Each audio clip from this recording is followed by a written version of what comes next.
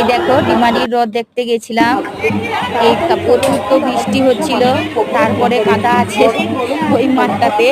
তারই মধ্যে দেখো কি সুন্দর ফুল দিয়ে কি সুন্দর সাজানো আছে, দেখো বেশ ভালোই লাগছিল। এবার প্রচুর ভিড়ে অনেক মানে দোকান বসেছে। সেই দোকানে আবার কাল তো নিরামিষ ছিল, তাই জন্য দোকান থেকে কিছুই কিনে খেতে পারিনি।